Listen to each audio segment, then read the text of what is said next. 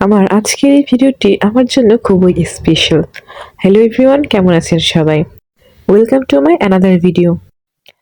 এখানে ভিডিওটি যদিও নুডলস রান্না করার, কিন্তু এই ভিডিওতে আমি যে পরিমাণ নুডলস রান্না করেছি সেই পরিমাণ নুডলস আমি আগে কখনোই রান্না করিনি। এখানে ম্যাগি নুডলসের ফ্যামিলি প্যাক অর্থাৎ 14টি প্যাকেট আছে। সম্পূর্ণটাই আমি রান্না করেছিলাম। এই ভিডিওটি হচ্ছে কালকের সন্ধ্যাবেলা। সবজি এবং ডিম দিয়ে এই নুডলসটি আমি রান্না করেছিলাম। সবজির মধ্যে আলু এবং ফুলকপি, কাঁচা লঙ্কা কুচি দিয়েছিলাম। 14 প্যাকেট নুডলস যে এই পরিমাণ হবে আমি কখনোই ভাবিনি। এই নুডলস রান্না করাটা আমার জন্য একটা চ্যালেঞ্জ ছিল এবং আমি খুব আনন্দের সাথে এই নুডলসটা রান্না করেছিলাম। আমি অনেক এক্সাইটেড ছিলাম এই নুডলসগুলো রান্না করার জন্য, কারণ আমি এত নুডলস আগে একসাথে কখনোই রান্না করিনি। মনের ভিতরে একটা ভয় ছিল যে এতগুলো নুডলস একসাথে আমি রান্না করতে পারবো কিনা।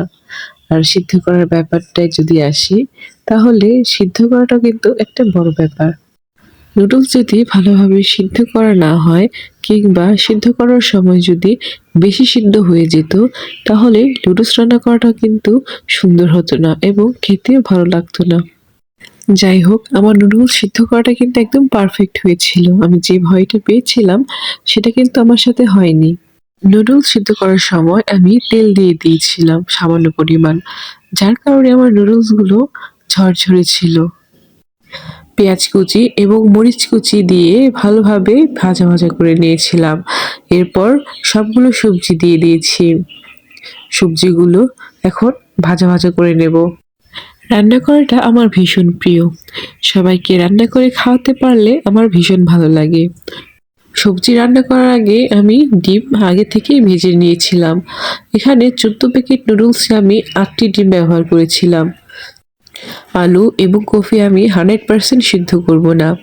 80% সিদ্ধ করার পর আলু এবং কফিটা ভাজা ভাজা করে নেব, কারণ 100% সিদ্ধ করার পর ভাজতে গেলে সবজিগুলো গলে যাবে, এতে রান্নাটা সুন্দর হবে না। নুডলসের পরিমাণটা যেহেতু অনেক বেশি, এক কড়াইয়ে আমার নুডলস রান্না করা হয়নি। এর জন্য আমার দুইবারে রান্না করতে হয়েছে।